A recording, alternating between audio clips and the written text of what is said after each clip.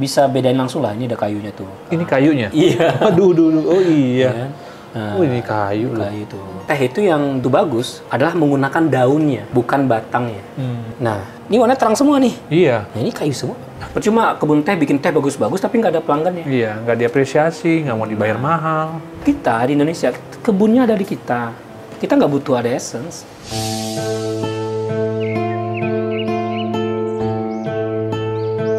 Sahabat Bareka, kita sekarang berada di Rumah Teh Indonesia yang dimiliki oleh Silati. Di sini kita akan bisa belajar banyak mengapresiasi teh specialty Indonesia dan juga belajar bagaimana menikmati teh mulai dari proses teh itu sendiri ditanam, proses pasca panennya, kemudian bagaimana teh itu diseduh, sampai kita menikmati teh itu dan juga memahami setiap teh memiliki apa spesialtinya masing-masing, keunggulannya masing-masing. Dan kita akan juga belajar bagaimana selain teh, ternyata ada yang namanya Tisanti yang sebenarnya bukan teh, tapi biasa kita sebut teh. Untuk bisa mengetahui bagaimana workshopnya, silakan lihat video mengenai workshop dari teh bersama Pak Reda dari Silati. Oke? Assalamualaikum warahmatullahi wabarakatuh. Waalaikumsalam. Selamat pagi semuanya, salam sejahtera, Om Swastiastu, Namo Buddhaya, salam kebajikan. Selamat datang di Rumah Teh Indonesia, Silati House. Ya, kita sebutkan ini sebagai galeri inovasi dan edukasi. Nah, di sini bukan kafe, ini adalah semacam experience room atau experience house, apapun lah itu namanya. Intinya supaya masyarakat Indonesia bisa terpapar dengan informasi tentang teh artisan di Indonesia. Nanti saya jelaskan itu satu-satu. Apa itu teh Indonesia, apa itu teh artisan gitu ya. Terus tentang specialty tea, everything about tea, ya kita jelaskan di Rumah Teh Indonesia ini. Masyarakat bisa datang ke sini by appointment. Ya, nanti ada di admin kita bisa janjian gitu, datang jam berapa, kapan gitu ya, untuk ngobrol, untuk belajar atau cari informasi tentang teh, untuk mencicipi tehnya di sini juga bisa, untuk menikmati tehnya di sini juga bisa. Tapi ini bukan kafe, so yang kita sediakan hanya teh, gitu. Pun nanti kalau ada small bites, ya itu sifatnya adalah kita tidak rutin ya. Intinya di teh ini, spiritnya itu adalah teh Indonesia, Pak. Gitu. Kita mulai di tahun 2018 itu karena kegundahan, karena kegelisahan bahwa kok selama ini yang kita tahu teh itu selalu dari China, Jepang, Inggris, dari Sri Lanka, India, segala macam gitu ya. Tapi jarang sekali saya dengar ada teh dari Indonesia gitu. Sebagai orang yang berkecimpung di branding, saya merasa PR-nya ini nih, branding nih, gitu. Dan PR keduanya adalah edukasi, gitu. Punya keinginan untuk menjual teh Indonesia dengan harga yang lebih baik, gitu ya. Atau teh dengan kualitas yang terbaik ya. Karena teh ini nggak baru ya. Di Indonesia ini teh bukan teh yang baru, ini udah lama. Sejak zaman teh ada di Indonesia nih, teh yang saya punya di Silati House ini itu udah ada dari dulu. Cuma lebih sering diekspor ke luar negeri, dikonsumsi oleh orang luar negeri, atau di packing di luar negeri kirim balik ke kita. Yang bagus-bagusnya. Yang di kita tinggallah sisanya gitu. Nah, ini jadi khawatir saya, kita kehilangan identitas dari teh Indonesianya. Karena banyak kita keluar yang bagus-bagus kita keluarkan terus gitu ya. Balik lagi ke kita itu bentuknya brand dari luar, jadi orang kita taunya adalah teh itu ya yang bagus dari sana bukan dari Indonesia gitu. Indonesia ya teh yang celup ini gitu. Di sisi lain di hotel bintang 4, bintang 5 jarang sekali kita temukan teh dengan brand Indonesia gitu. Pasti tehnya luar negeri dari Inggris gitu ya. Dengan berbagai macam merek. Dan saya rasa tehnya di Indonesia, orang berwisata di Indonesia, minumnya teh dari luar negeri kan jadi agak sayang gitu.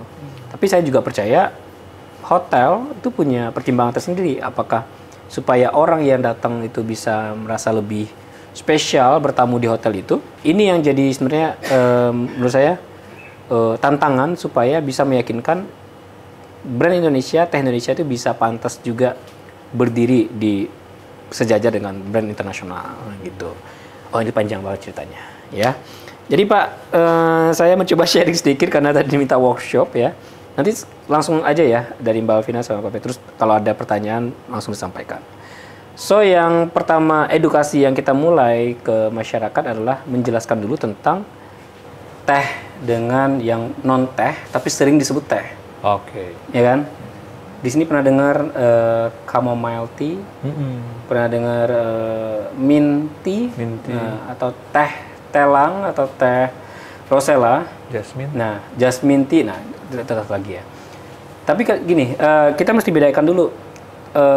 Kalau mau strict ya, teh itu mesti kudu dari tanaman yang nama latinnya adalah Camellia sinensis. Pohon tehnya itu yang daunnya hijau, ya, hijau bonsai bentuknya, dipapas bonsai, yang diambil itu daunnya, daun warna hijaunya itu, ya. Pohon teh. Kalau chamomile, rosella atau telang itu bunga, dan bukan dari jenis Camellia sinensis itu. Jadi dia sebenarnya bukan teh, tapi seringkali karena dia dikonsumsi layaknya teh, yaitu diseduh, kita seringkali nyebutnya adalah teh chamomile. Padahal sebenarnya bukan teh, gitu. Nah ini dulu yang diluruskan supaya kita bisa appreciate si tehnya, karena isu di Indonesia adalah si tehnya, si Camellia sinensis ini. Nah, jadi kita harus bisa membedakan antara teh dan non teh. Kalau teh itu dari yang Camellia sinensis, pohon teh, ya. Sedangkan kalau yang non teh ya bukan dari Camellia sinensis. Nah, kita sebutnya itu tisane atau herbal infusion atau seduhan herbal lah, gitu. Nah, tisane ini ada berbagai macam jenis tergantung dari organ tanaman mana yang digunakan, ya. Contoh, gini kita dari ada 6 ini dari bawah kita mulai. Satu adalah akar atau umbi-umbian yang di dalam tanah. Contohnya jahe, ya, kunyit, akar manis itu masuk sana. Yang kedua adalah batang kayu, ya. Itu contoh kayu manis atau batang itu kayak kayu secang juga termasuk bajakah di sini juga. Yang ketiga itu adalah daun kayak mint, kayak lemon verbena, kayak lemongrass itu juga daun ya, kayak pandan gitu ya. Yang keempat itu adalah bunga, kayak bunga telang, bunga rosella, ya, chamomile tadi, melati gitu ya. Yang berikutnya adalah buah, kayak buah mangga, apel, stroberi yang biasa dipakai untuk teh, peach. Yang terakhir adalah biji-bijian atau rempah-rempahan.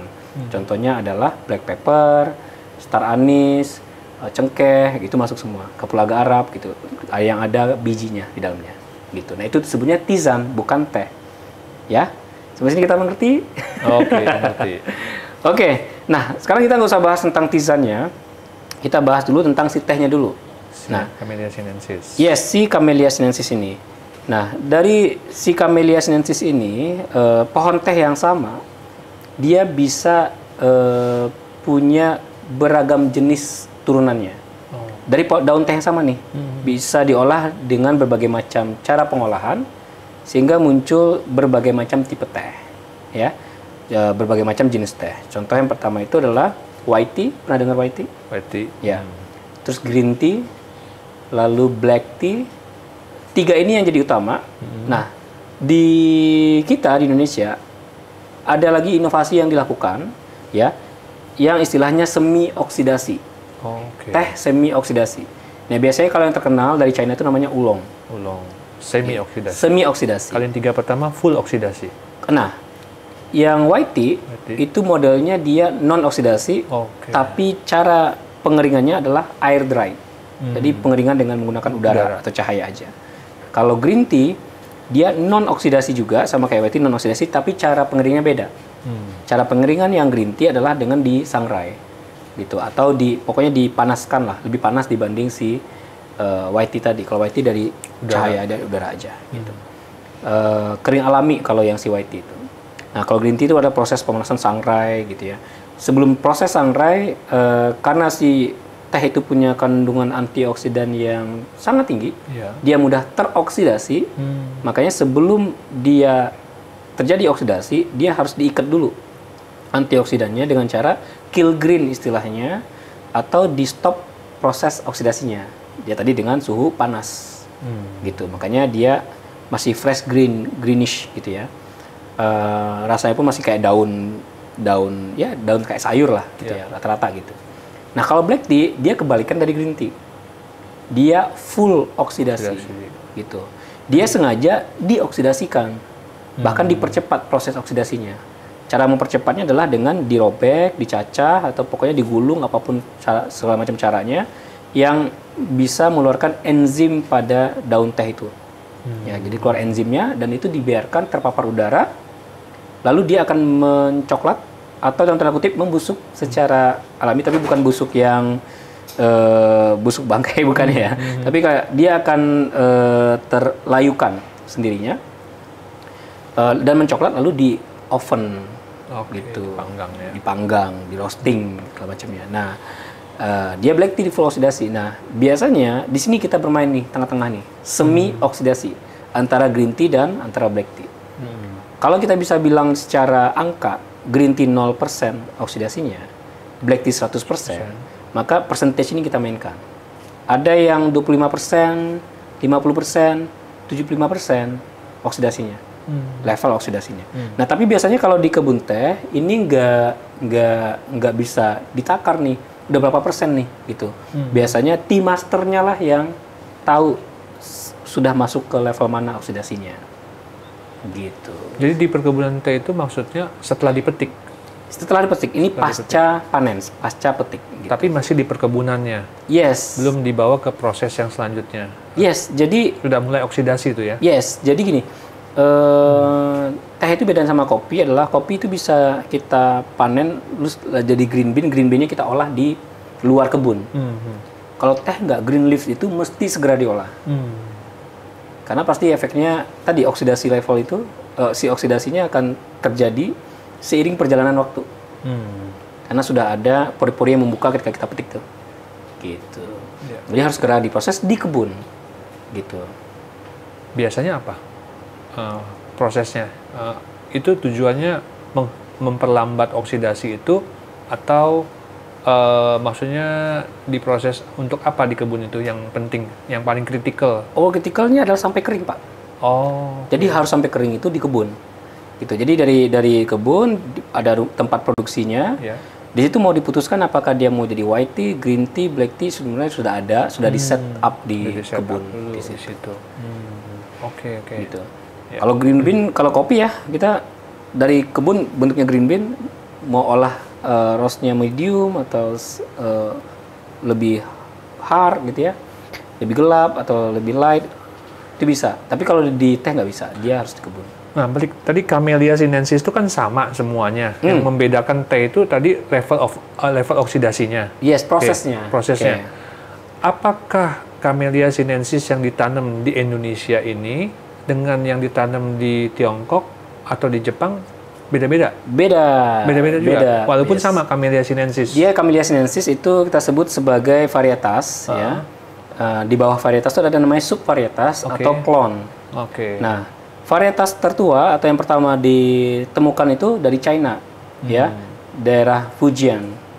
Legendanya itu di tahun 2700 sebelum Masehi. Ditemukan oleh Kaisar Cina dan waktu itu tehnya bukan diminum tapi dikunyah. Kayak chewing gum, kayak bubble gum gitu. Kayak makan sirih kali ya. Kayak makan sirih, yes. Nah, di situ teh itu sangat disukai oleh raja dan proses yang long story short akhirnya diseduh, dikeringkan tapi dalam bentuk lempengan.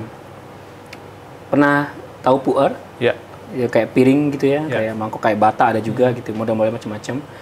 Nah, itu dalam rangka supaya tehnya awet, bisa disimpan, dan supaya juga mudah dalam logistiknya. Transportasi. Gitu ya.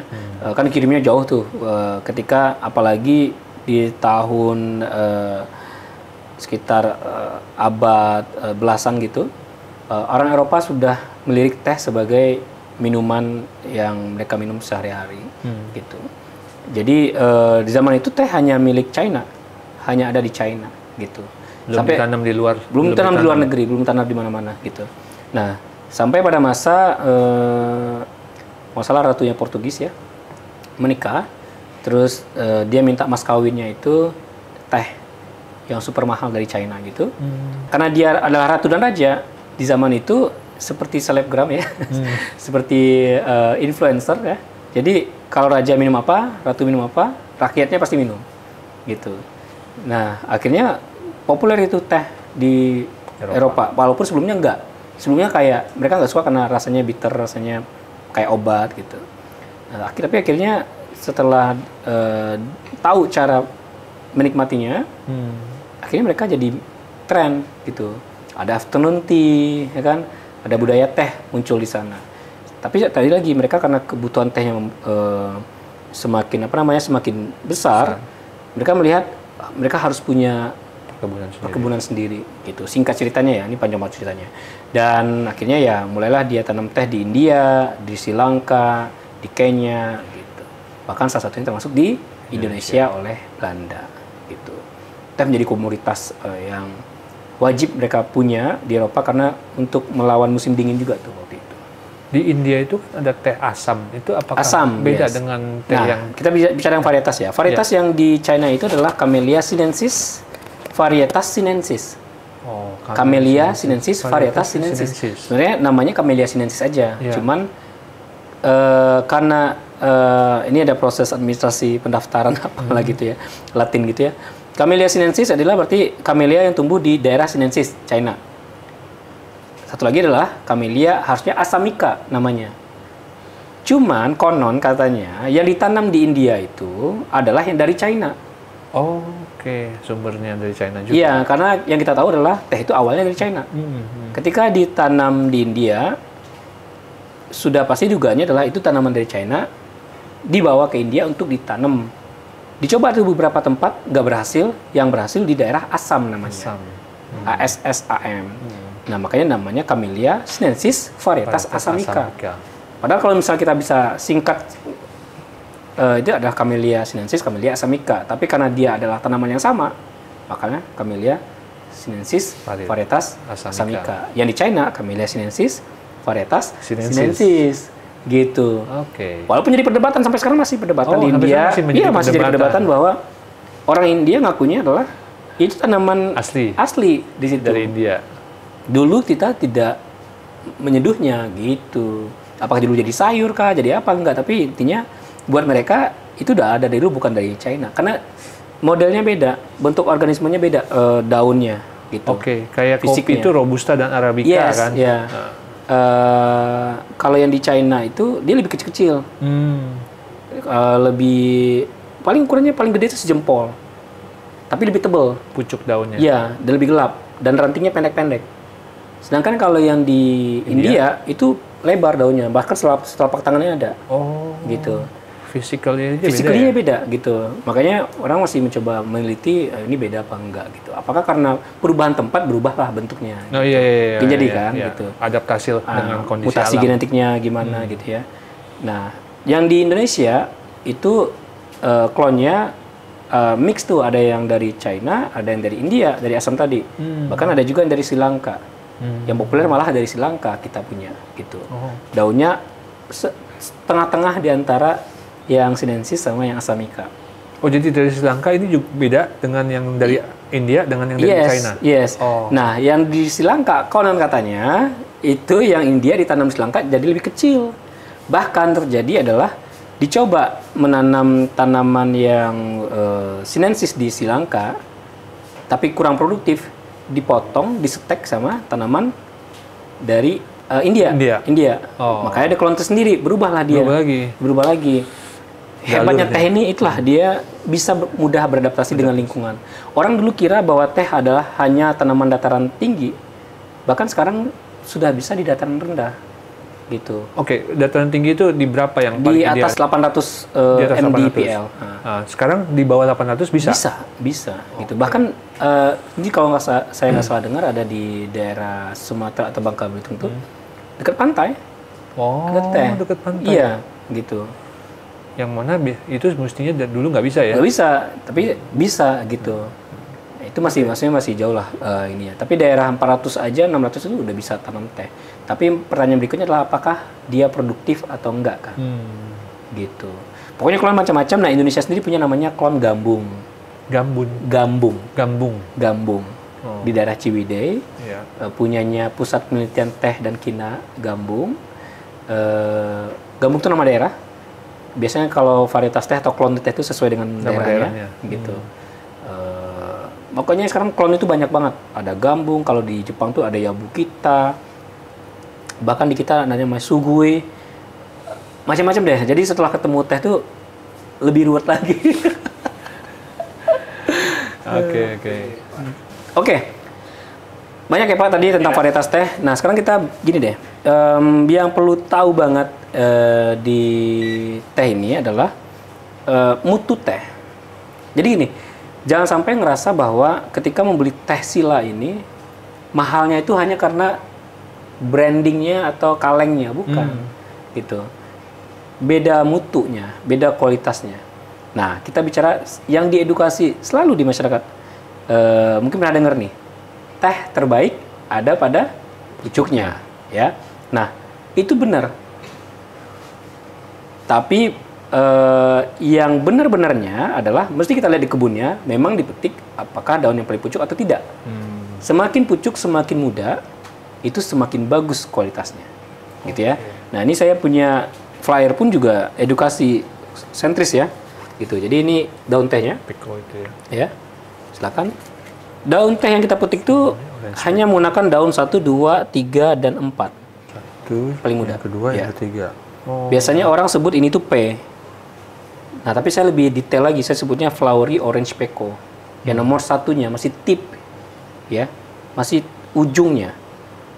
Nah, flowery orange pekoe ini biasanya dipetik sebelum matahari terbit tinggi supaya dia tidak mekar duluan, supaya tidak terjadi proses fotosintesis atau vegetatif, menjaga nutrisi di dalamnya.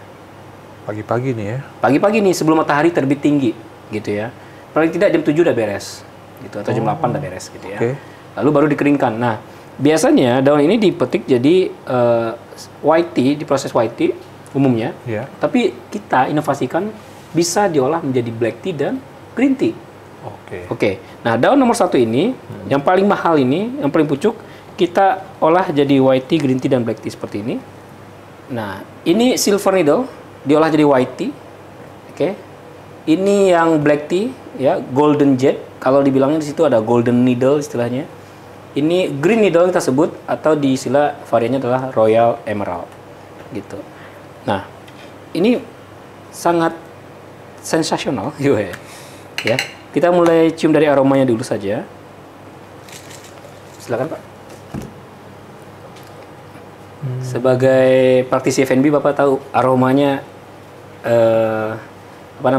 sensasi aroma apa yang didapatkan dari situ? Lebih ke asam, tangy gitu ya, kayak jeruk ya? Kayak jeruk, Ada sensasi bunga?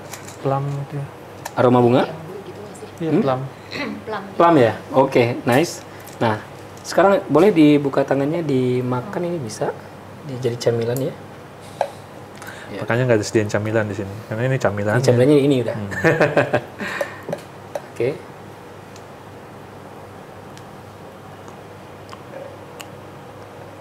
Ini daunnya ya. Ini daun nomor 1. Belum membuka, masih kuncup. Masih gulung juga. Masih gulung gitu. Nah, ini salah satu yang akan bedakan kualitas satu, kita sebut dia silver needle, dengan silver needle yang lain.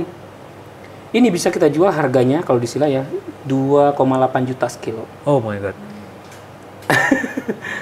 Di luar sana mungkin Bapak akan temukan harganya 500.000 sekilo, 600.000 sekilo, 800.000 sekilo. Ya, di quality, the price nggak akan bohong lah. Harga nggak akan bohong lah gitu. Bisa dicek sendiri gitu ya. Nah, ini yang silver needle. Nah, kalau yang kita olah jadi green tea tadi, ya, silakan. Coba namanya green tea. Ya, garing-garing kayak kuaci gitu ya. Bagus untuk makan smoothies, kasihnya ini. Apa ya? Kalau saya bisa kasih info, ini lebih ke arah bunga, flowery. Ya, kalau lebih jasmine gitu ya. Ada sedikit vanilanya. Kalau yang ini ada lebih ke arah jagung, nektar gitu ya. Kayak ada manis-manisnya. Iya, ada manis. Ada Iya. aroma manisnya. Yes. Kalau yang pertama tadi lebih fresh, flowery, ya. Yes. Gitu. Nah, ini Royal Emerald kita sebutnya. Royal Emerald. Kalau yang ini terakhir black tea Golden Jade ya. Teh hijau TP grade. Kompleks fruity. Ini beda lagi Karamelnya. namanya. Yes. Oh, Ini sama-sama manis. daun. Yes. Ini sama-sama daun nomor 1. Cianjur tuh. Cianjur. Ini sih kayak apa ya? Lebih ke apa karamel gitu ya. Lebih ke arah kayak pernah jeruk dibakar gitu atau Oh, nggak pernah. Nggak bakal pernah, jeruk Mas. soalnya. Nah, ini lebih ke Golden Jade, ini juga ujungnya ya, black tea yang ujungnya. Oke. Oke. Jadi tadi ini yang silver needle Yes. sebelah kanan ya. Itu yang Nah, di beda tipe teh ini ya, itu juga treatmentnya beda-beda. Treatmentnya itu lebih kepada suhu ya, lebih kepada durasi seduh ya. durasi seduh, Ya, itu juga, suhu. yes. Oke. Bahkan untuk proses penyeduhannya sendiri gitu ya. Nah, biasanya kalau di China itu kan ada namanya istilah Kongfucha gitu ya. Berarti kita menyeduh dengan ala ada upacaranya ya, ala seremoni lah. Hebatnya China itu yang saya pelajari, mereka benar-benar appreciate mereka punya alam gitu ya. Dan khususnya teh. Ini kita tidak mencoba untuk mengabsorb dari kebudayaan China-nya, bukan, tapi lebih ke esensial daripada apa yang dilakukan ketika kita menyeduh teh. Nah, pertama itu yang esensial adalah membilas si peralatannya. Oke. Dan untuk sekaligus menghangatkan. Supaya nanti ketika kita seduh, suhu air yang sampai di teapotnya itu stabil. Oke, jangan Gitu. terlalu drastis perbedaannya. Langsung turun kan, karena suhu itu penting banget ketika kita nyeduh teh untuk mendapatkan hasil yang optimal. Nah, ini kita gunakan suhu 80 ya. Nah, ini kita bilas dulu ya. Nah, biasanya juga si ujungnya ini juga dimandiin gitu ya. Termasuk juga gelas-gelas yang akan kita pakai. Itu kita bilas ya. Kita panaskan. Nah, di sini saya akan menggunakan 3 gram teh silver needle. Atau ada request? Yang paling mahal kayaknya ini. Jadi ini sama aja. mahal sih. Oh, sama. Tapi ini pernah minum nggak sebelumnya? Kayaknya. Silver needle, white needle, white tea jarang sih. Jarang Kebanyakan ya? yang Oke. merah kan. Harusnya ini lebih jarang lagi nih. Nah, ini lebih jarang lagi ya. Ya. Ya udah, berarti. Mau ini? boleh dah. Oke.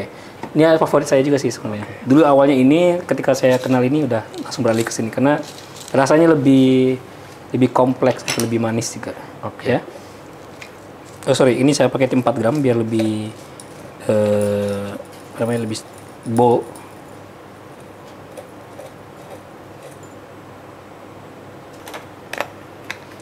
Nah, ini kalau udah kita bilas, kita kan punya tea tray ini ya. Ini bisa kita rasain juga traynya.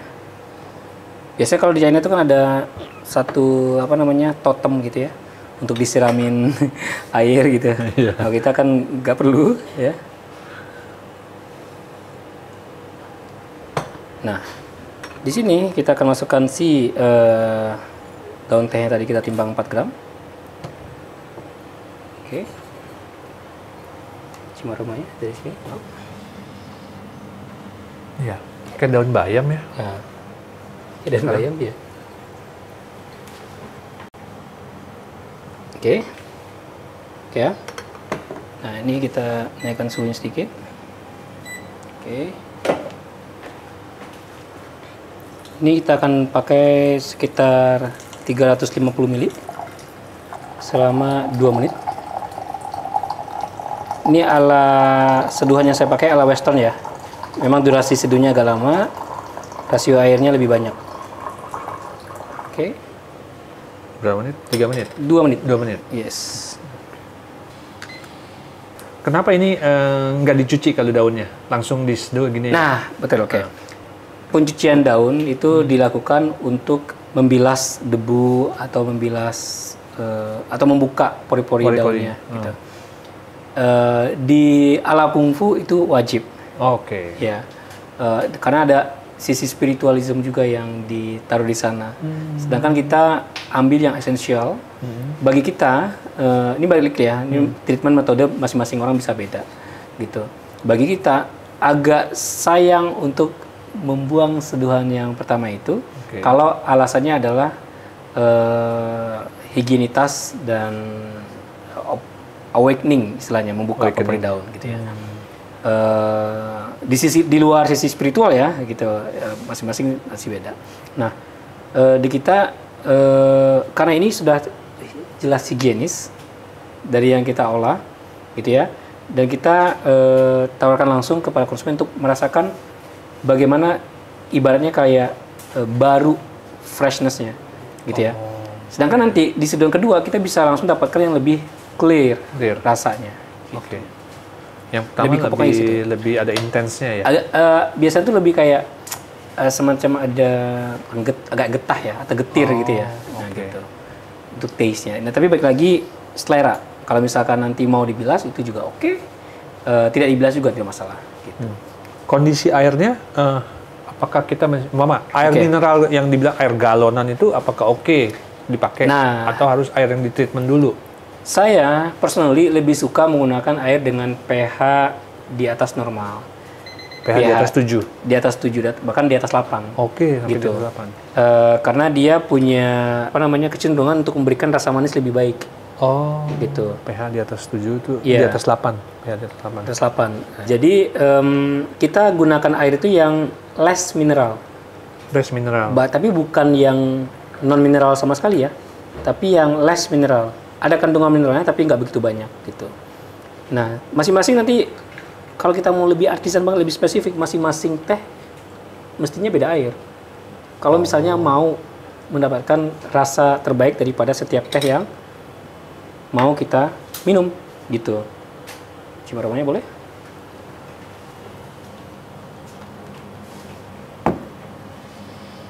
Ini udah berubah lagi tadi. Ya. Nah, karena memang kita 100% alami, jadi kita nggak ada yang terbawa di sana aja.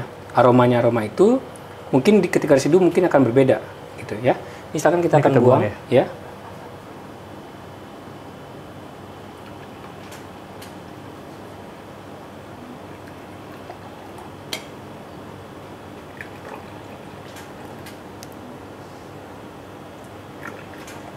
Oke, silahkan dicoba.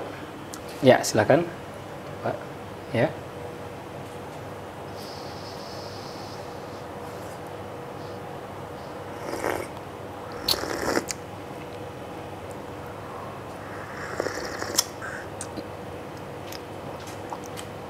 Di ujungnya ada manis ya?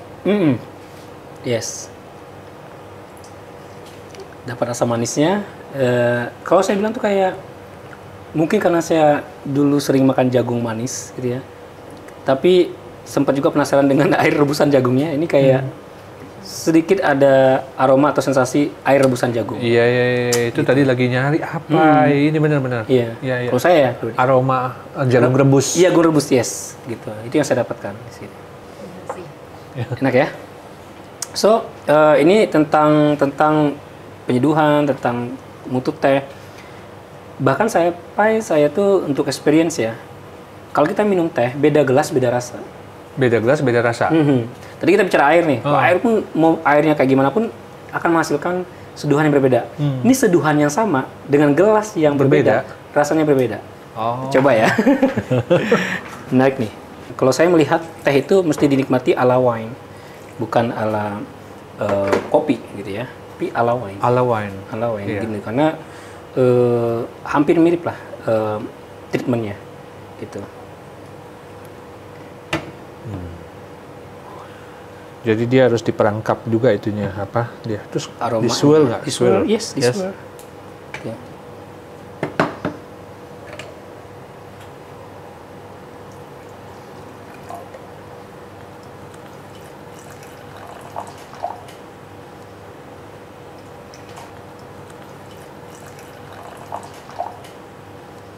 Silakan. Oke. Oke. Ya. Swirl. Ini masih seduhan yang pertama ya tadi ya? Masih sama dengan ya. sebenarnya. Ini beda loh kalau di dalam begini sama minum yang Yes. model begini. Beda, Ya. beda banget. Aromanya ya masih Iya, ini masih.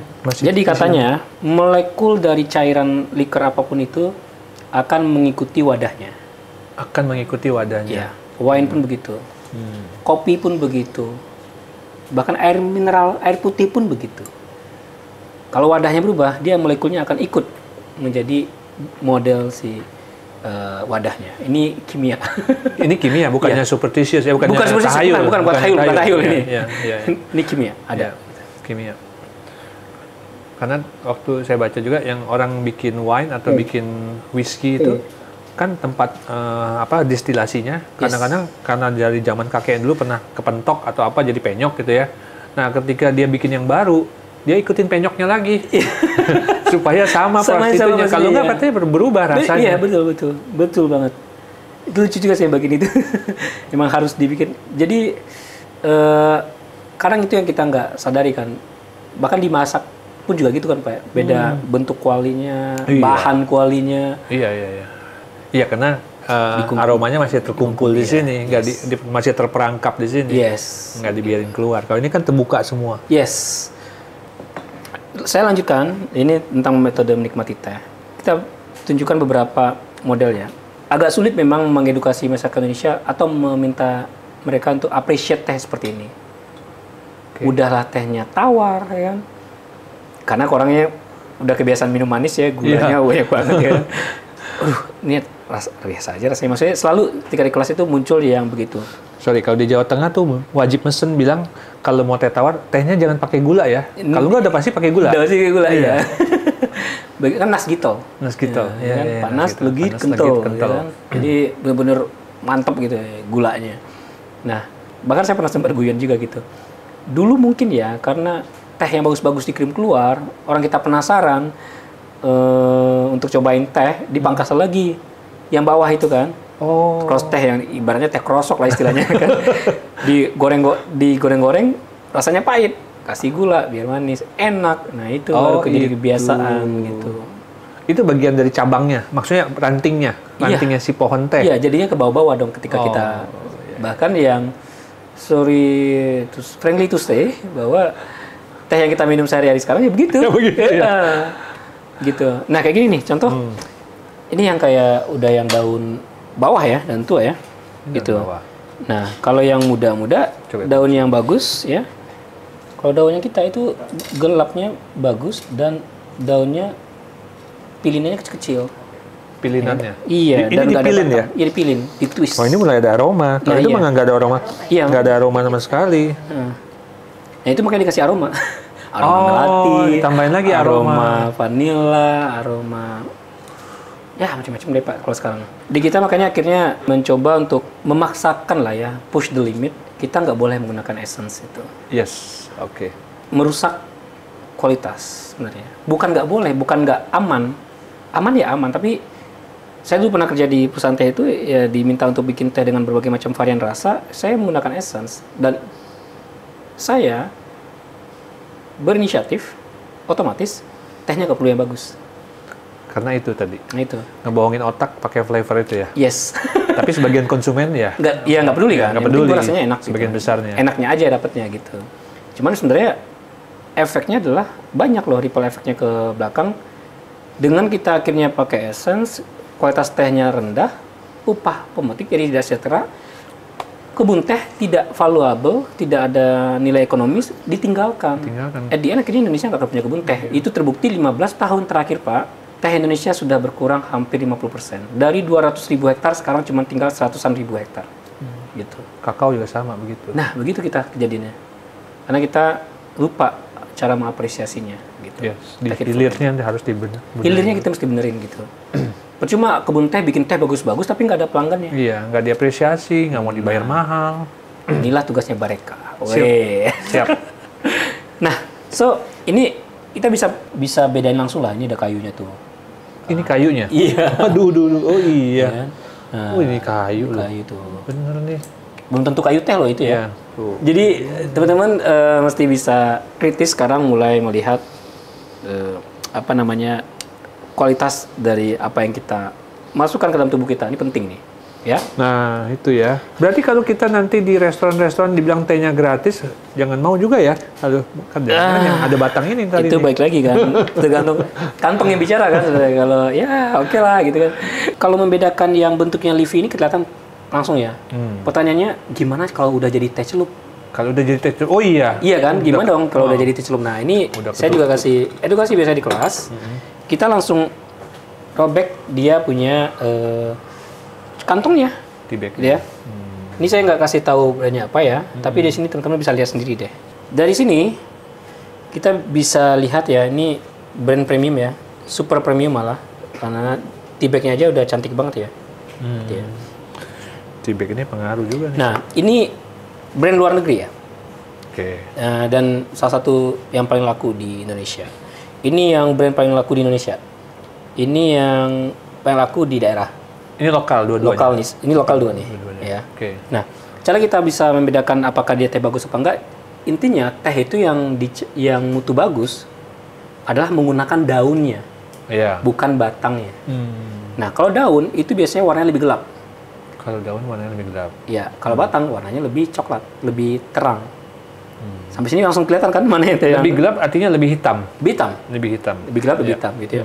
Hitam ini dia bisa hitamnya dark brown atau dark black gitu. Yang ada batang-batangnya lebih kecoklatan. Akan coklat terang. Coklat terang. Kelihatan jelas gitu nanti. Nah, Oh. di sini teman-teman bisa lihat ini ada warna ya. Oh itu ya, Ya. ini daun yang sudah udah dibongkar dari itunya ya, Iya. udah dikeluarin ya.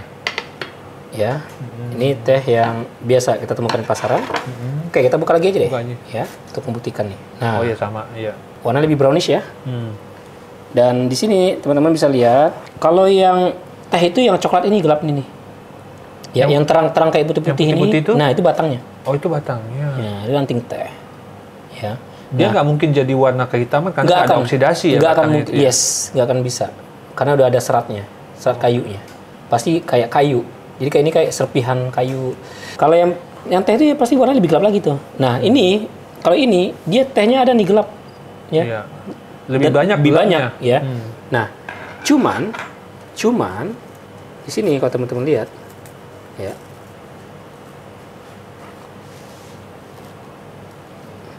Ada serbuk putih-putih tuh. Ya. Nih, ada bulir putih-putih nih. Mungkin dari kamera bisa lihat. Nah, tuh. Iya. Nih. Lebih putih daripada yang ini. Iya. Ini kan kuning-kuningan. Nah, Kalau itu ini putih. namanya adalah granule essence. Essence. Yes. Ini sumber rasa-rasanya. Jadi masih pakai flavor juga ya? Yes. Brand luar negeri nih. Tapi tehnya banyak nih. Kok dia tehnya bagus kenapa pakai essence, Pak? Gitu. Ya tadi lagi ada konsumen lebih suka ada rasa apa gitu ya. Ada teh rasa peach, ada teh rasa melati atau Earl Grey atau apa gitu ya. Nah, essence itu nggak selalu kayak gini, ada yang semprot. Semprot. Kalau spray. semprot, spray biasanya dia lebih minyakkan nanti warnanya basah. Ada gitu. Nanti saya nggak buka, mungkin next kita bisa bahas. Jadi lebih basah gitu. Pengaruh waktu diseduh dia akan seperti ada kayak minyakan. minyak-minyak Yes, itu ya? yes. Aku pernah lihat tuh begitu. Nah, sisi lain di sini, ini warna terang semua nih. Iya. Nah, ini kayu semua. Kayu semua. Mohon maaf ini udah ini sebenarnya nggak food grade, Pak. Udah nggak food grade malah ya? Mohon maaf ya, kalau misalkan di kebun rata-rata ini kita jadikan pupuk. Dikembalikan lagi ke pohon tehnya. Jadi pupuk. Iya, iya. Nah, dulu biasanya kalau teh itu dipetik ya, ada cycle petiknya, misalnya 2 minggu sekali petik pakai tangan. Iya. Terus mungkin dalam waktu 2 bulan ada dipetik 5 kali sampai 6 kali. 4 sampai 5 kali. Habis 2 bulan tuh biasanya dipotong pangkas besar Tujuannya supaya supaya tumbuh yang lebih baru lagi, lebih segar lagi. Lebih segar lagi. Biasanya sebulan itu kita nggak panen dulu tuh, gitu. Iya. Tapi untuk meremajakan si pohon tehnya. Nah, Meremajakan. biasanya meremajakan itu kita jadi pupuk tuh daun-daunnya itu kering-keringan Yang tadi itu. tuh yang jatuh-jatuh. Iya, jatuh. Diapain dulu? Dia dicacah dulu Iya, apa? biasa dicacah atau apa, atau dijadikan kompos atau Bakar. apa namanya itu media tanam Media untuk tanam. bibit baru. Iya. Itu bisa juga gitu. Tapi karena nggak mau rugi ya jadi teh. Maksudnya dibandingin tadi sebagai pupuk aja. Oke, saya bandingin ya. Hmm. Harga teh yang saya beli ketika saya harga common teh celup di Indonesia sekilo itu 15.000. Oke. Itu udah paling bagus. Sekilo teh celup berarti terdiri dari berapa banyak tea bag itu kalau 15.000 sekilo? Nah, tergantung gramasinya. Biasanya 1,85 sekarang. Dulu kok 2 gram. 2 gram. Jadi 500 tea bag, 15.000. tea bag? Yes. 15.000. Tahukah Anda bahwa teh celup itu lebih mahal kantongnya dibanding tehnya? Katanya juga ada yang supaya putih dia pakai klorin Bleaching, klorin, bleaching itu yes, kan. ya. Nah, sehingga jadi racun juga sebenarnya. Ya, begitulah Pak. Jadi industri kita dulu kita mungkin sangat cepat tumbuhnya, tadi saya nggak sempat mikirin itulah ya. Kalau ini ada aromanya, ada aroma mawar Aromanya aroma mawar. dari essence semprot. Kalau diseduh warnanya lain nggak? Warnanya ya akan lain, Lebih muda gitu. lebih mudah gitu tehnya. Itu ada aroma ya? Iya, ini yang Essence ya? ini yang Iya. tadi yang dari luar negeri kan, yang yang Iya, dari Itu aromanya paling kencang. Iya, makanya. Ini kedua itu nggak ada aroma. Karena Ada ada dikit. granul, bentuknya granul ada kan. dikit. Jadi dia ketika diseduh baru pecah dia. Oh gitu. Oh, ketika diseduh baru dia keluar. Iya. Karena kena panas itu. Iya, kan makanya dia bentuk granul itu. Ini supaya orang awet juga. Kalau aromanya buka kayak gini kan Iya. sekali buka kan beres. Iya. Keluar terus. Berarti habis lama-lama. Yes. Kali ini awet jadinya. Benar-benar. Ya karena ini kalau ini saya bocorin dari Inggris ya. Nah, karena Tahu udah mereknya kalau udah Inggris. ya, jadi kalau begitu tuh ada ongkos transportasi segala macam mahalnya di situ dan waktunya tehnya jadi tua. Jadi apek lah, jadi apa makanya mesti dikasih sesuatu lagi.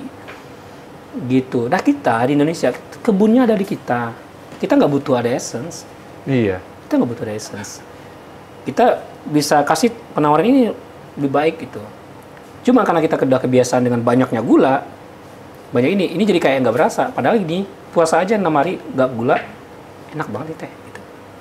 Gitu. Jadi ini kalau saya udah bicara tentang essence, bicara tentang teh itu membara sekali gitu. Udah mau bahas tea leaf, Yes. kemudian tea bag, and then terakhir. Nah ini kualitas yang kita tawarkan kepada konsumen. Bentuknya adalah daun teh udah di blend gitu ya. Nah ini yang ibaratnya daun tehnya lebih clear gitu ya, lebih full daun gitu. Full grade. daun. Yes. Bahkan ini kita ada yang bentuknya gulungan seperti ini, ya. Wah, ya ini nggak ada putih-putih mas kan? Nggak putih sama sekali nih. Dan bisa digulung seperti ini, itu teh muda. Hanya teh muda yang bisa digulung seperti itu. Karena masih lemes. Masih lembut, kenyal, lembut. gitu. Kalau yang daun tua, biasanya dia udah ada banyak seratnya, gampang patah. Jadi tua dan muda itu secara waktu berapa measurementnya? Enggak, Berapa? tadi teh yang muda itu yang paling pucuk. Oh, yang paling pucuk. Bisa aja usianya, oh iya, karena kan dia baru keluar ya? Iya, baru keluar. Dia akan selalu yang pakai Yes. yang baru keluar. Gitu. Berapa hari itu? Biasanya 2 minggu. 2 minggu ya? 2 minggu. Jadi proses petik 2 minggu lagi, baru petik 2 minggu lagi. Sebenarnya akan lebih produktif kalau kebun teh itu petik hand plucking daun 1, 2, 3 ini. Nah, ini kalau saya jelasin ya. Daun 1, 2, 3 ini kita sebutnya grade-nya, mutu petiknya itu specialty tea. Specialty tea? Ya, specialty tea, fine plucking. Menggunakan tangan petiknya. Lemes deh kalau dipetik, cek lepas kok. Kalau kita kan biasanya lihat kalau di kebun-kebun Iya. pakai bukan dipetik, dipangkas gitu. Gitu kan? Nah, kalau daun 1, 2, 3, 4 yang dipetik namanya pucuk premium. 1, 2, 3, 4 pucuk Iya, premium. iya. Petik premium atau pucuk premium. Gitu. Bawahnya lagi standar plucking lah, itu udah pangkas lah gitu ya. Nah, di kita melihat bahwa dengan beragam kita punya teh seperti ini mutunya, kita agak sulit juga kalau misalnya kompetisi bareng di sini. Ini market yang sebenarnya saya nggak mau masuk di situ. kita mesti masuk ke high end market yang memang ekstrim gitu. Sama kayak kopi. Ada kopi buat di rumah, ada kopi buat di kafe. Kalau misalnya di kafe dikasih kopi rumah, mau nggak? Nggak kan? Rugi dah. Rugi lah. Apa nih gue di kafe kasih kopi beginian. Kalau di kafe saya siap bayar lebih mahal. Ya kan? Karena kita pengen dapat yang spesial gitu. Nah, ini tehnya buat di kafe. Ini tehnya buat di hotel bintang 4, bintang 5 gitu. Ini ini teh untuk yang membuat hari Anda lebih spesial gitu. Ya. Jadi bukan teh yang ya biasa-biasa aja, bukan, ini teh yang lebih spesial. Nah, tapi saya ngerti bahwa ini agak sulit diterima oleh awam, apalagi di Indonesia. Udahlah tehnya nggak pakai gula, lebih mahal lagi ya kan. Nah, kita coba kasih inovasi baru adalah dengan memblendnya, meraciknya dengan tisane tadi. Oke. Herbal tadi. Yang kita juga kuat nih. Dan itu sesuatu yang baru dan ibaratnya belum banyak yang melakukan itu. Gitu ya. Saya yakin bahwa adopsi terhadap teh single origin seperti ini akan lama, butuh waktu gitu. Untuk lebih simpelnya, anak muda pasti lebih suka yang tehnya di blend terus lucu-lucu, Instagramable, ya kan, TikTokable, ya. Jadi itu yang kita sajikan dan kita inovasikan menjadi berbagai macam racikan teh seperti ini. Gitu. Ya kan? Silakan dilihat, ya. Bahkan dari namanya pun Indonesia banget. Ada kasmaran, senandung senja, nada juwita, jeda, ya.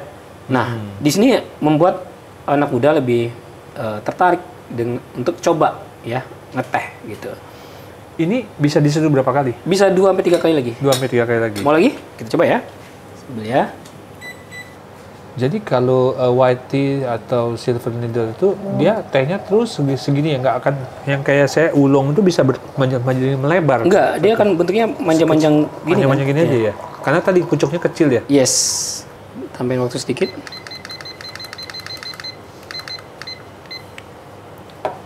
Nah, ini pun kalau kita perhatikan ya, si tehnya itu berdiri ya. Iya, berdiri. Nah, itu salah satu tanda tehnya bagus. Oh. Gitu, karena berarti ada daunnya itu paling muda, paling pucuk, dan ada rongga udara yang trap, ada udara yang trap di dalamnya. Sehingga diberi nanti ini masih ada isinya. Kalau misalkan dia sudah nggak bisa disitu lagi, itu biasanya dia lemes, dia udah turun ke bawah semua. Iya, ada gitu. di bawah terus. Oh iya, jadi cara menarik anak muda lah dengan memberikan dia bentuk blend kayak gini. Nah, ini kayak kasmaran, stay fit, ada jeda, ini bestseller kita jeda. Ada gingernya. Ada citrusnya ya. Yes. Nah, di sini kita ngeblend yang pasti adalah tehnya minimal 50% dibanding campuran lainnya. Minimal 50% Yes. harus. Tetap supaya masih bisa dibilang teh. Oh. Berarti biasanya 50+1 gitu. Jadi mayoritas itu teh. Sorry, itu ada aturan yang secara formalnya begitu nggak? Dulunya nggak ada. Dulunya nggak ada. Tapi sekarang sudah ada dari Asosiasi Artisan Teh Indonesia.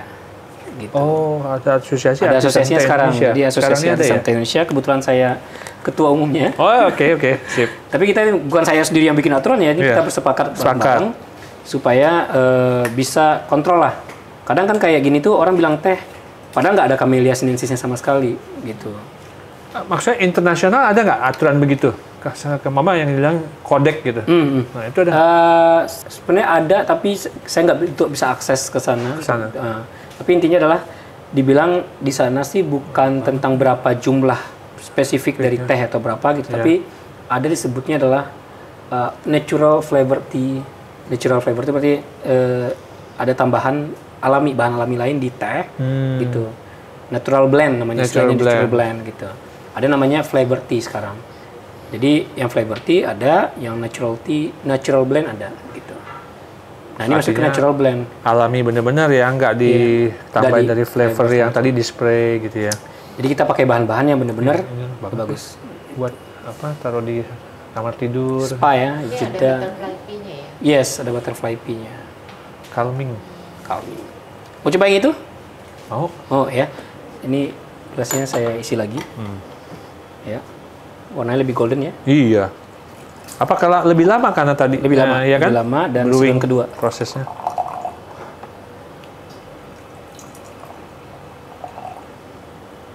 Oh, kedua malah lebih bukan lebih light ya? Ya, lebih warnanya. golden dia. Nah, ini kita blend untuk menambah daya tariknya dan juga ada sisi manfaatnya juga. Jadi nggak asal campur. Oh. Karena kalau blend kayak gini nih asal campur, takarannya nggak pas bisa jadi racun. Oh really? Yes, gitu. Oh my God. Ya kan, jadi kadang kayak lavender gitu. Lavender itu kita sehari itu punya dosis tertentu loh. Nggak boleh lebih dari berapa gram per berat badan berapa gitu. Nah, kalau itu kelebihan, sifatnya nanti kita halusinogen gitu. Jadi kayak lebih bikin kita Bukan relax ya? bukan dia? depresi malah jadinya. Depresi. Gitu. Lavender tuh sifatnya bikin kita relax, Iya. gampang tidur Yes. gitu. Ada melatonin. Ketika kebanyakan jadi depresi. Ada melatoninnya. Melatonin ya, jadi Ada ya? jadi kayak kita jadi lemes, mager gitu. Itu nggak bagus juga kan? Iya. Gitu. Kalau jahe misalnya, jahe juga kita nggak boleh kebanyakan. Jadi nanti kalau jahe kebanyakan, yang ada badan kita terlalu panas, nggak stabil, kita jadi nggak bagus metabolismenya. Oke. Jadi macam-macam ini kita sudah ibaratnya bukan asal campur ya, udah kita uji lah ya. Nah, sorry. Pertanyaan yang sama. Tadi kan kalau yang bahan-bahan lain itu nggak boleh, harus ada takaran maksimalnya berapa. Iya. Teh bagaimana? Dalam sehari orang berapa maksimal minum teh? Kalau teh sejauh ini yang saya temukan untuk teh yang bagus ya, Iya. kayak yang top leaf ini, Heeh. selama dia tidak punya alergi atau sensitif dengan namanya katekin atau kafein, itu aman dikonsumsi terus. Bahkan efek sampingnya cuma satu, sehat. Sehat. Iya. Jadi kalau kayak di China atau di Turki lah, di Turki itu bisa orang ngeteh itu 6 kali sehari loh. Gitu. Dan tehnya belum tentu bagus-bagus juga tuh. Iya. Iya. Dan, tapi bagi mereka ngeteh itu menghangatkan tubuh. Gitu. Nah, sejauh ini saya minum teh, baik pagi, siang, malam, ngeteh terus, tidak ada masalah. Gitu. Teh punya kandungan antioksidan, bikin menyegarkan tubuh, menyegarkan kulit, awet muda, ya. Anti-aging dia, anti-diabetes, anti-kolesterol gitu. Anti diabetes juga. Nah, tapi kalau misalnya kita minum teh yang kelas bawah ini, dia lebih banyak itu kandungan taninnya. Oh. Tanin itu sifatnya A vitamin. Jadi dia ngeblok vitamin-vitamin atau nutrisi yang masuk ke dalam tubuh. Kenapa adanya di teh jelek, di teh bagus tidak ada tanin tuh? Di daun tua ya. Oh, di daun Di daun tua. tua, gitu. Karena udah berubah molekul dalamnya itu udah kayak serat kayu. Gitu, bukan daun muda gitu. Nutrisi kan di atas disimpannya. Jadi tanin tidak eksis, tidak ada di teh yang daun pucuk daun yang muda. Ada, tapi kandungannya Sangat sedikit. sangat sedikit. Lebih banyak antioksidannya. Sedangkan daun tua lebih banyak taninnya dibanding antioksidannya gitu. Oke, itu ya. Iya. Nah, kalau di dessert lagi nih, saya bisa jelasin ada namanya EGCG. EGCG. Epigalokatekin galat gitu. Itu paling pucuk yang ada. Cuma nomor 1 itu yang lebih banyak. EGCG-nya. Ini. Nah, ini dibiarin nih Pak. Dibiarkan aja nih. Warnanya akan coklat sendiri. Karena dia membersihkan udara sekitarnya. Oh, Gitu. punya kemampuan membersihkan Iya. udara sekitar. Jadi ibaratnya dia antioksidan itu langsung bekerja. Nah, makanya teh ini sebenarnya segera diminum. Kan lebih Untuk menyegarkan menangkal tubuh. radikal Yes. bebas Yes. gara-gara polusi lagi berat. Iya.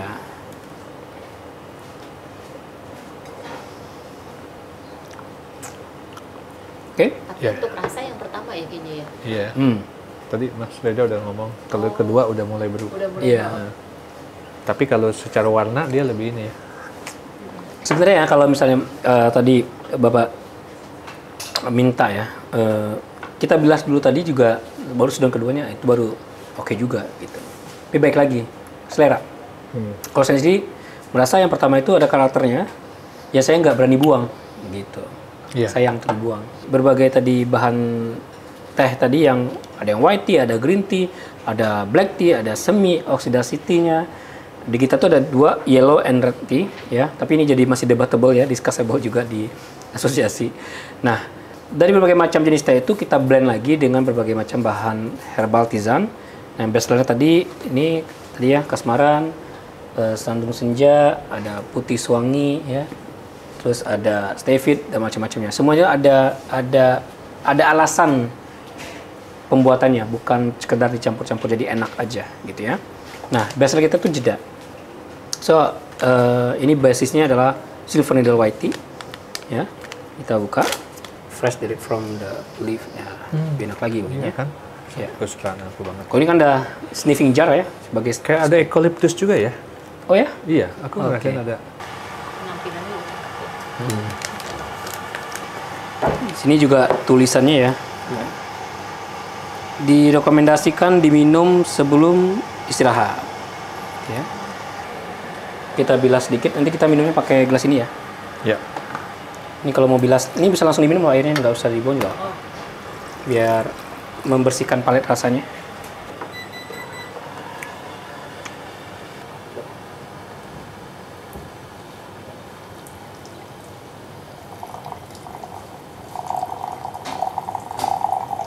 Nah, ketika kita menuang teh ini, airnya tuh pastikan semuanya terbasahi ya, si tehnya itu. Oke. Wow, warnanya mulai kehijauan. Ini Ini kita- lama-lama ungu nggak warnanya? Kalau ini lebih ke biru kehijauan, Oh, udah campur-campur. Kita tunggu dia sekitar 3 menit.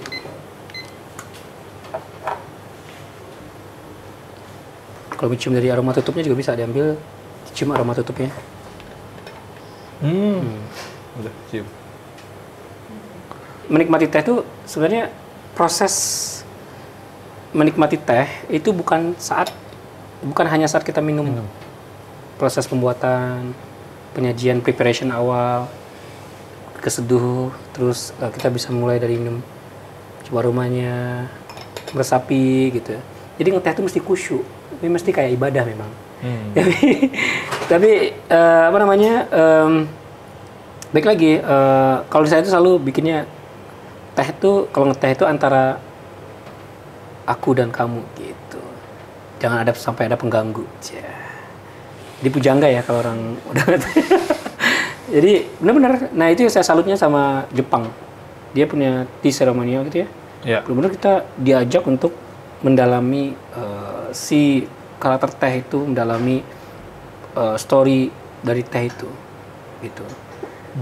Bayangkan ini dipetik oleh petani sebelum matahari terbit, dipilih satu-satu.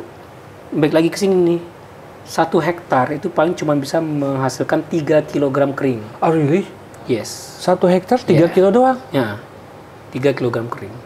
Tergantung pucuknya Setelah ada kering? apa enggak. Setelah Iya, kering. Tapi waktu masih basahnya kira-kira Sekitar, berapa? Dari kering 15 kilo Dari basah gitu ke ya. kering 15 kilo. Oh, turunnya banyak ya. Turunnya banyak banget gitu. Tapi itu dipilih satu-satu tuh. Dan Indonesia nggak terlalu banyak gitu ya. Picking. ini juga mahal ya? Makanya harga juga mahal. Tapi pada saat dia metik, dia metiknya 3 atau 4, terus Oh, satu enggak, yang satu-satu. satu tetap aja satu. Satu-satu. Jadi dia pilih satu-satu. Biasanya, nah biasanya ya, atau best practice-nya, satu orang itu di depan, Depan itu yang pertama. satu-satu aja tuh, Oke. sisanya baru di bawahnya. Yang bawahnya. Gitu. Jadi kayak apa namanya itu, berbaris gitu. Pakai alat nggak? Atau pakai tangan gitu aja? tangan. Nggak pakai alat gunting apa? Enggak. Ini nggak bisa digunting sama sekali. Mesti di pemetik tuh cepet banget Pak. Jadi gua cuma bawa keranjang doang tuh. Iya. Gitu. Ada keluar getah-getah nggak sih yang kena ke Enggak, tangan? kalau teh enggak. Enggak ya? Enggak sama kalau kita petik daun lain itu ada getah putih atau apa enggak. Sekarang di kopi kan juga hand picking kan, pilih yang red Iya, sudah, red warnanya cherry-nya, merah, red yes. cherry-nya. Karena itu tadi apresiasinya sudah ada di ujung, maka Yes. mereka bersedia melakukan Yes. itu karena ada Itu benar. insentifnya. Insentif itu yang penting Pak. Jadi bagi mereka petani, dia tahu ini teh bagus. Cuman lu berani beli nggak? Lu berani appreciate nggak gitu? Iya dong, dia kerja lebih capek, Dia lebih bisa lama, capek, lebih lama, masa nggak dapat apa-apa. Dan lebih hasilnya lebih sedikit. Iya. Nah, ketika kita misalkan bicara tentang teh komersil, bagi mereka yang harganya rendah banget itu, yang per kilo upah petani mereka itu cuma 600 rupiah per kilo basah. Gila. Dan mereka kalau begitu lebih baik diupayakan memberat-beratkan timbangan. Wah, Nah, ini mulai makanya. begitu ya. Ya. Yang mestinya mereka nggak lakukan. Ya. Oke, yang warna kita biru.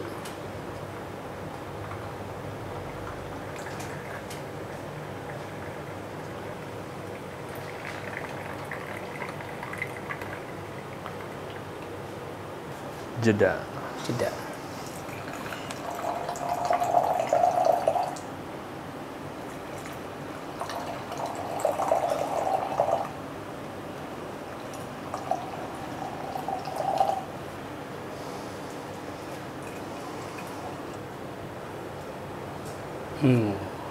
Aromanya mantap sekali, ya, menenangkan hati ya, refresh and recovery. Oke, Oke. selamat menikmati. Ya.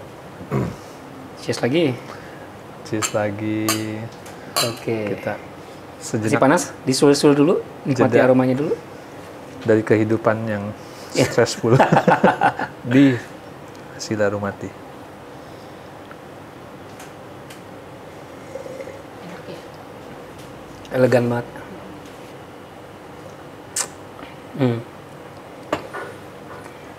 Nah, jadi kalau kita nyeduh teh, karena kita punya tadi white, green, yellow, red, and black, saya ambil nama itu ya supaya lebih mudah diingat.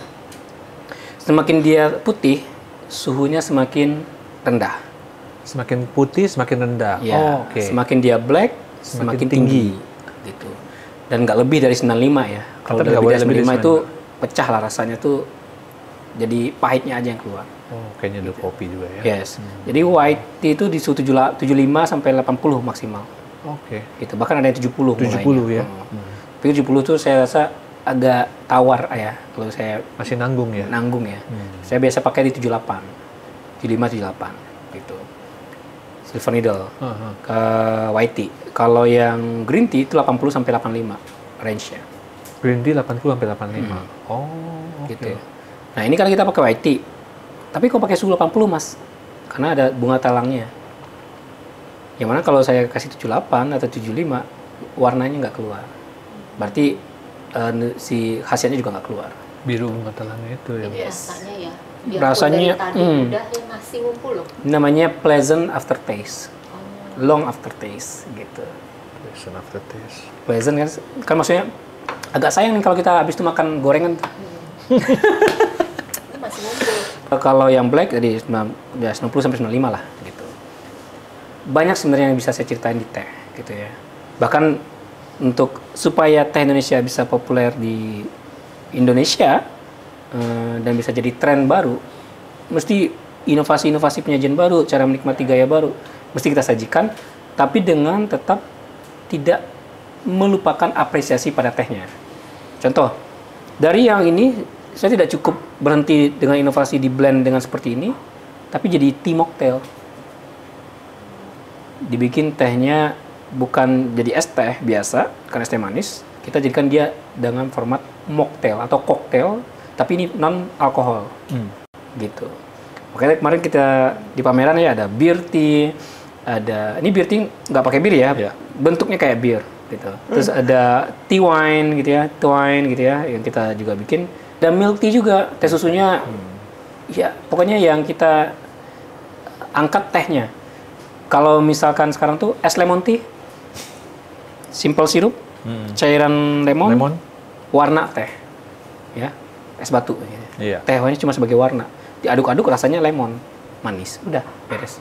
Milk tea, ya sekarang kan lakukan kayak Thai tea ya, warnanya orange, hijau segala macam gitu. Pertanyaannya, ya dari mana warnanya berasal? Ya, kita masih banyak PR untuk membuat teh ini naik kelas ya, gitu.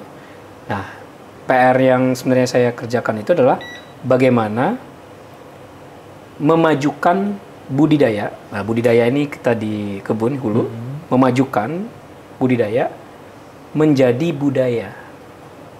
Selama ini kita hanya sebagai bangsa penanam teh, kita mesti olah teh kita dengan cara yang baik dan menginspirasi anak muda untuk minum teh sehingga punya budaya tehnya sendiri gitu.